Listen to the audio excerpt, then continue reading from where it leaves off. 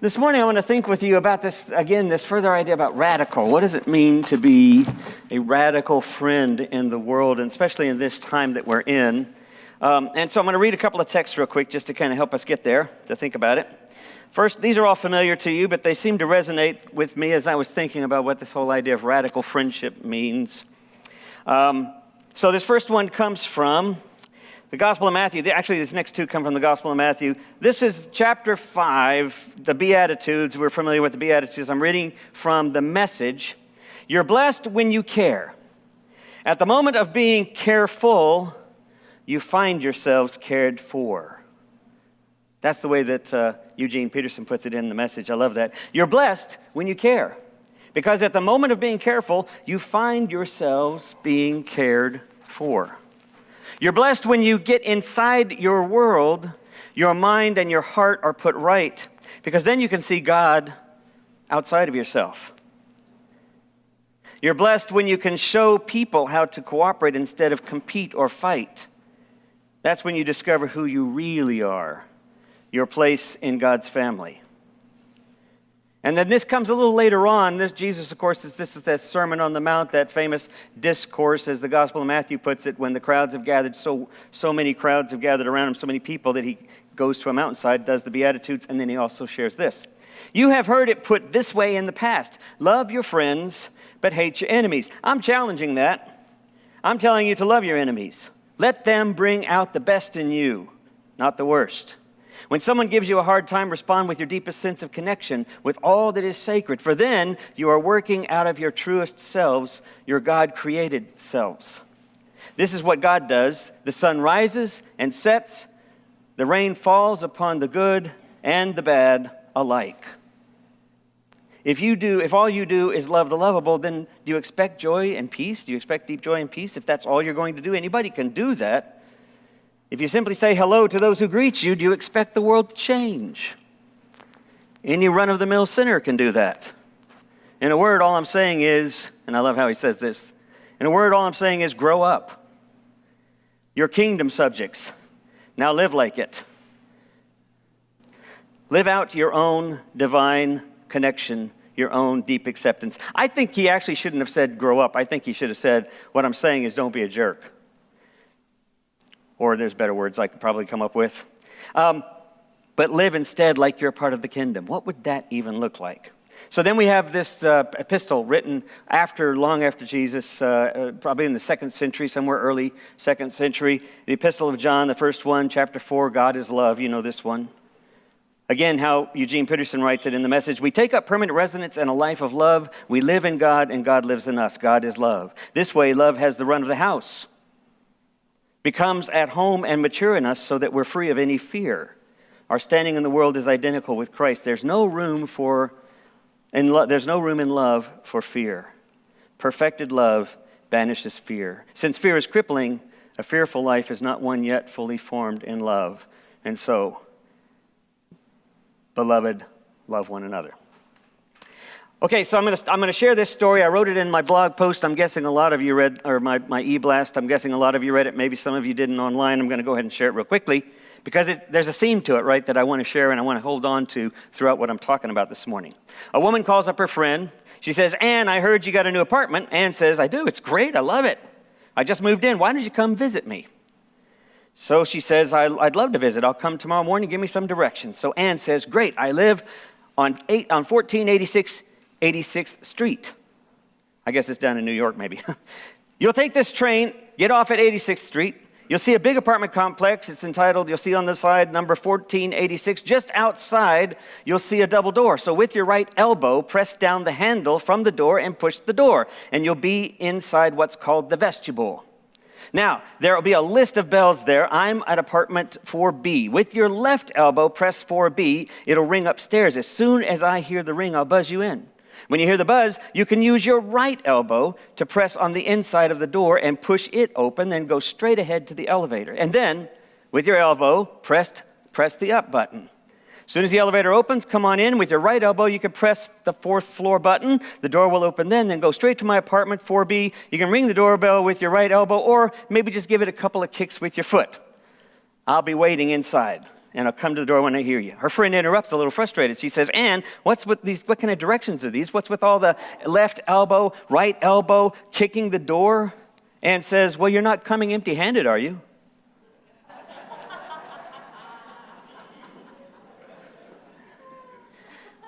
Roundabout way to get there, huh?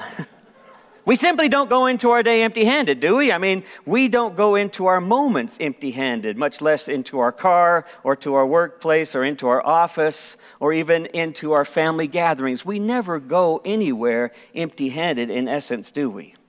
I saw this comic strip. It's my new favorite comic strip that I love. It's called The Head and the Heart. Actually, it comes through Awkward Comics. Why don't we pull that up here and let's see if that shows there. There we go. I loved what this says. Past trauma. Bad news, pandemic, past trauma, stress. Then even more on top of that, past trauma, stress, pandemic. Then minor inconvenience. And he falls and gets all weepy and overwhelmed. And Brain says, I think you're overreacting.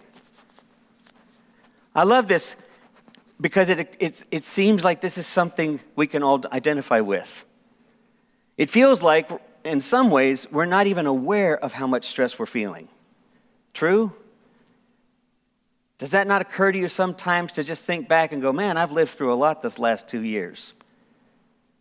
And yet it's still here. And it's still weighing on us. And then we get news of the Jewish temple, the Reformed temple in Colleyville, that there's a gunman there, and there's all sorts of stress there. And then, fortunately, the hostages have all been freed. You probably read that now, but it went on for like 11 hours. There were just 4 or 5 people in there, including the rabbi. It was a live-streamed service happening Saturday morning. I kicked onto it by accident, as I said, around noon, and it was going on until about 2 before it got kicked off. But the conversations there were everything from pray, pray, pray, oh my God, how can this be happening, to commentary about the world today, to the average troll coming in and just looking for attention and saying the most ridiculous, asinine things that you can imagine anybody saying in such a context. All of that happening while the Netflix drama was unfolding on live on Facebook. It's easy to forget just how much stress we're bringing into these moments every day. And then we take what we're not even aware of into these moments. We bring our own narratives and our own baggage. And I think to myself, as I think about this story and what was going on there, I wonder if, in fact, I can imagine that there is something to love there. I don't feel love for the gunman. I don't feel love for some of the people in the comments they're making. I actually feel my body. If I'm paying attention, right? If we're paying attention to what we are embodying, I begin to feel the very tension from what's happening on the screen, from what's happening 30 miles away from me, from what's happening 5 miles away from some of you who live out in Colleyville or Keller area. Some folks that we know in our community who literally live right down the street from where the temple is. And I begin to feel this kind of tension. Carl Rogers, who was one of the founders of psychotherapy, the modern psychotherapy movement, he wrote this, and I thought it was apropos. It was actually posted by a friend of mine and DeAndrea Dares. I don't know, Mary Ellen, if you knew Gus Guthrie. I'm sure you knew of Gus if you hadn't met and known Gus. Gus was a clergy person in our community. He was a member of the annual conference that I'm a member of, this annual conference. He was a pastoral counselor, a chaplain of sorts at times. He was also a pastor of a church. I knew him from seminary days. He was retired now, and probably close to 70s, if not in his 70s. He died of COVID this past week. One of those situations that you just don't think of happening, and I don't know the underlying circumstances or anything else other than I saw that announcement. And he had just posted not long before this another quote. He posts quote from time to time. He's one of those individuals that just throws out wonderful little quotes, and I remember taking this one down. It was Carl Rogers who said, "People are just as wonderful as sunsets if I can let them be. When I look at a sunset, I don't find myself saying, soften the edges, soften the orange around the right-hand corner. I don't try to control the sunset. I watch with awe as it unfolds." People are like sunsets if you allow them to be. Do you feel that way? Now, come on, honestly, do you really feel that way? You thinking about some of the folks who just pulled in front of you with the flags coming out the back, or the bumper stickers, or the angry attitudes in the media? Are you sure they're like sunsets? People are like sunsets if you let them be. The guy with the gun at the temple, the people in their comments. It makes sense for me to see this. It makes sense for me to relish or to revel in some of the gentleness that we see posted on Facebook, those beautiful quotes and such. They make sense because I can think of my friends. I can think of my family. I can think of people relatively close to me. I can think of some of you who I think of as friends, even though I don't know you all that well. But I know of you, and I've seen you. So I have some sense of you. I can think of you all as sunsets. And online, I literally envision people who are not here. When you're not here, I often actually literally think of you. Often. I don't know how often you think of me, but I think of you a lot. And I can easily think of you as sunsets. Even when you disagree with me. Can we think of those others as sunsets? How is that even possible? I want you to think about, just for a moment, one of the most beautiful sunsets. I want you to envision it in your mind. One of the most beautiful sunsets you've seen. Should be easy enough. We've all seen amazing sunsets. Imagine it just coming down on the horizon. You're just seeing the last of that golden globe, that golden ball, and you're seeing all the brilliance of orange and hues of orange and yellows and reds. And it's kicking up through the clouds. And so you see the hues begin to change to purples and pinks. And against the clouds across above you and in the back, you're wondering, how can it look that beautiful behind me when the sun is setting this beautiful in front of me? And you're literally surrounded by blues and hues of pink and orange and red. It's an amazing experience to see a sunset, is it not?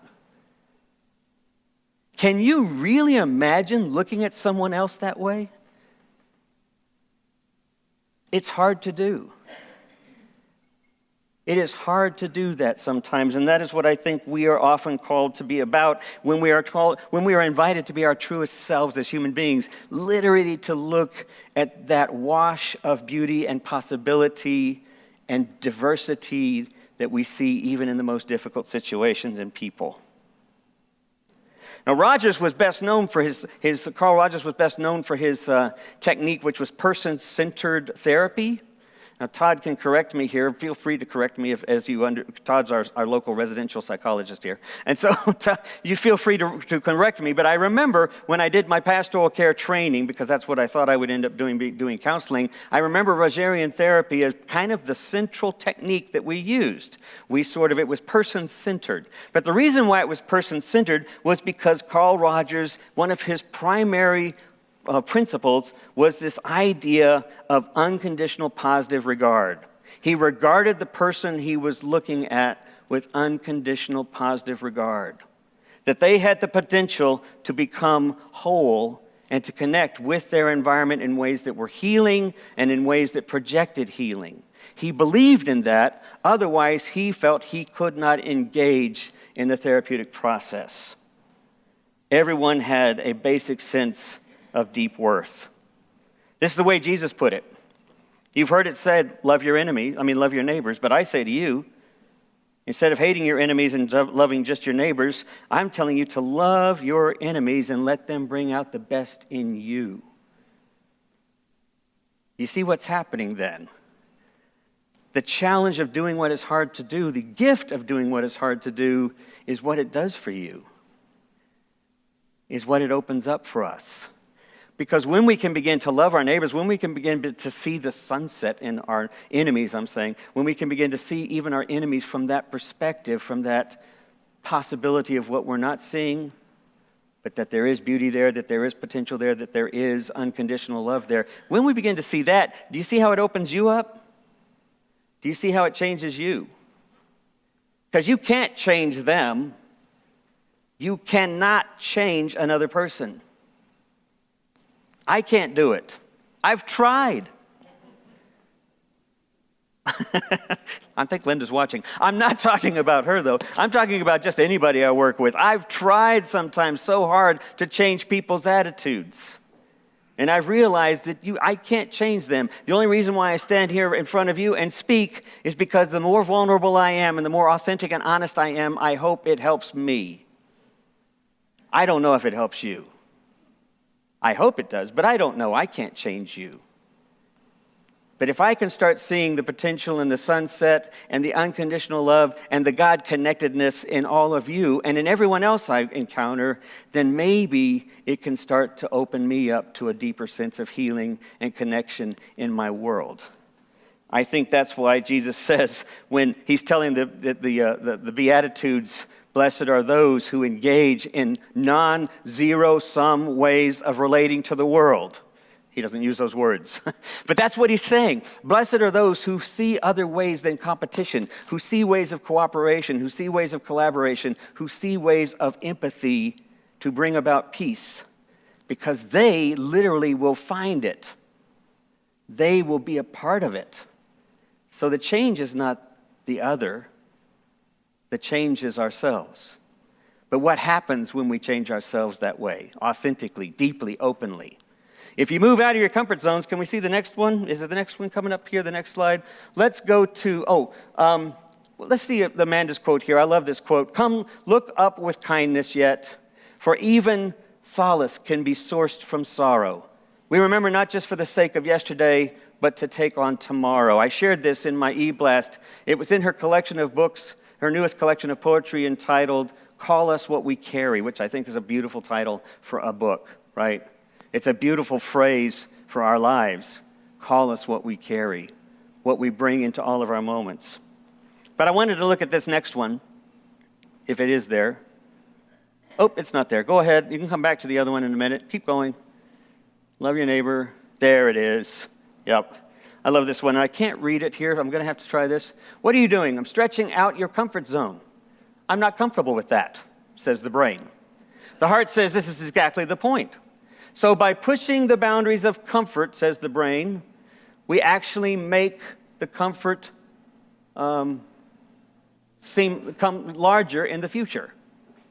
I'm a genius. And the heart says, are you serious? That's the challenge I think we have, is to push those comfort zones. And until we do, I don't think we find ourselves in places of deep healing and deep joy. I think we find ourselves in places of comfort. And honestly, there's absolutely nothing wrong with that. You know that because that's what we feel from time to time, almost daily. We revel and live and enjoy so much comfort. The only discomfort we really have to experience, to be honest, if we're honest with ourselves, the only real discomfort that we find is when something that's just a part of life happens to happen. Something comes along like disease or an illness or pandemic or change in job, or somebody disappoints us and we don't get what we wanted in how we relate to one another, or in what we wanted in our job, or in what we wanted while we were driving home on the highway. Something changes or challenges. We have these discomforts. But rarely do we go out of our way to experience discomfort. Rarely do we do the hard thing, which is to begin to see something else that others are not seeing in one another. Now, this has been kind of my agenda for the longest time, and I get it back from you all. I will say we can't be a part of either side of the agenda that's out there. And you'll say, well, we have to fight for justice, and I'm not saying that. Of course we have to stand up for what's just. Of course we have to stand up for what's fair. Of course we have to stand up for those who are in need or those who are being oppressed. Of course we do. We have to be voice for those who don't. Let me put this differently. We don't have to simply be their voice. We have to be voice for giving opportunity for their voices to be heard. Yes. But all that while, we can't play the game. We can't continue to play the game that it's either or.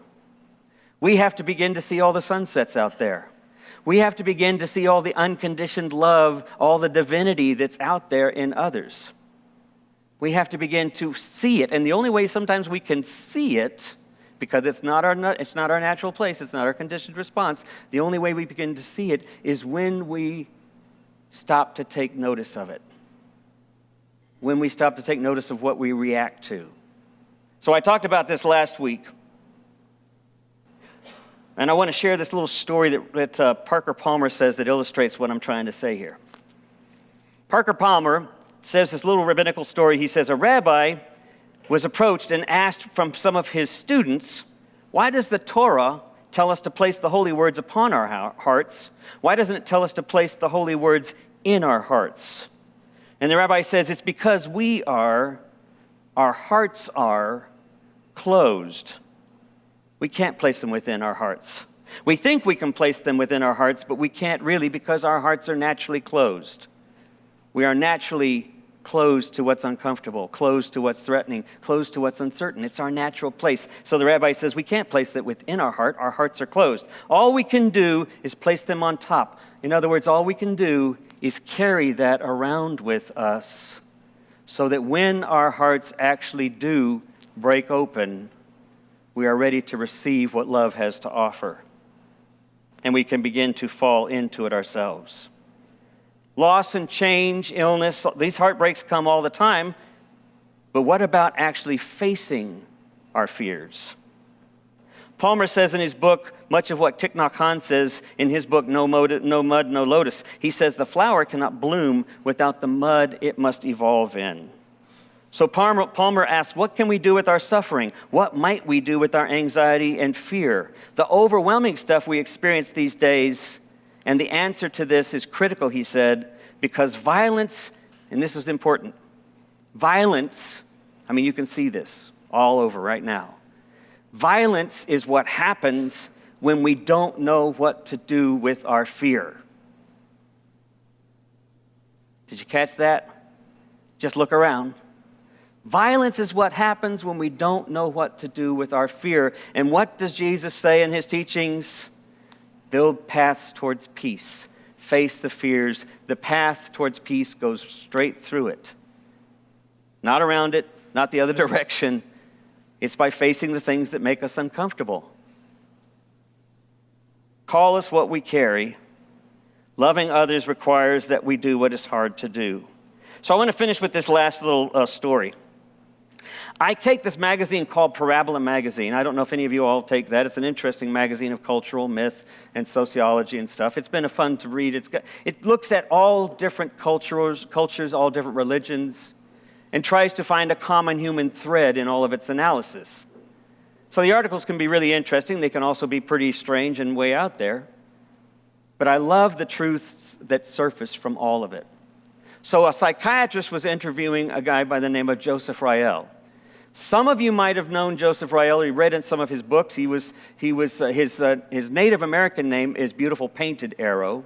He's in his late 90s, maybe close to 100 now. He lives out in New Mexico and in Washington, D.C. because he's an activist for indigenous rights, both in the Northwest and in Washington, D.C., as well as in his home area of New Mexico. He himself is a Picuri, I'm going to get it wrong, Picuri Indian, but also of Hopi descent. Both have reservations in New Mexico. A lot of his books deal with reconciliation, conflict resolution, Native American healing and Native American awareness, indigenous paths towards deeper spirituality. But one of the things he has been doing all of his life is trying to bring the disparate parts of his reality, of his self, together. When I worked up in Northwest Washington some years back, just across the border in Canada, in fact, I was working with a cancer camp, and one of the things that they did as a theme that year was going to be indigenous wisdom. These were kids with oncology, with cancer on a pediatric oncology camp. And so they built a lodge on the site. But in order to build the lodge, they used all of the people from the area, all the indigenous people from the area, primarily two large groups. It was the Ojibwe and the Odawa. And it was always interesting because you would think, well, Native Americans, but you would think, well, white people. We're all alike. We all think alike, right? No, of course not. We all have our tribes and our allegiances to those tribes.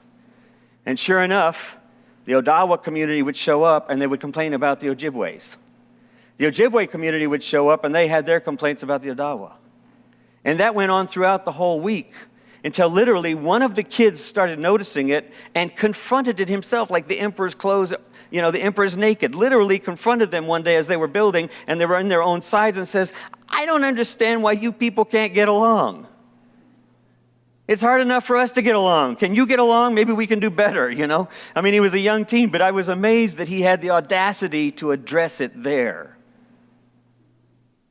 Beautiful Painted Arrow tells the story of how over his life, he had worked so hard to help the Picaru Indians and the Hopi Indians find a common ground. But their reservation was divided by a river. And so he sought out funding, which was hard to get because each of their own tribes didn't have that much money, but he found the money through federal grants, and over time was able to get a few friends from both sides to help him, and literally built a bridge over the river. And so when the psychiatrist was interviewing him, they were literally walking across the bridge that he had built a few years before. Now, to read the interview, it's crazy. It's nuts, because he's almost 100, and when he starts to talk, he is rambling all over the place. You think I ramble. He was all over the place. And I was having trouble following. Did he ever answer the psychiatrist's questions? Did he ever get there? But it just went from one thing to the next thing to the next thing, until finally, towards the end of a 5-page interview, the psychiatrist says, so what are you about? And he said something that just rang so clear and true after hearing all of that strange and confusing imagery that he offered from his whole life of what he's been about. And the psychiatrist said, what are you about? And he said, I would have told you a few years back that I'm about building bridges. But he says, that's not what I'm about. Because you see, I can build a bridge, but doesn't mean anybody's going to cross it. I'm about walking back and forth on the bridge. Wow. Rumi says, welcome, this life is like a guest house. The Mideast ancient mystical prophet, or poet, this life is a guest house. Invite everything in that's difficult, maybe beautiful, maybe a depression, maybe something mean, maybe something frightening, invite it in. I used to think it was all about me, all about you. Your life is a guest house. Invite the difficulties in. It's not what it's about. Everybody's life is a guest house. We are all guest houses to one another, and we're all called to walk that bridge back and forth. Amen.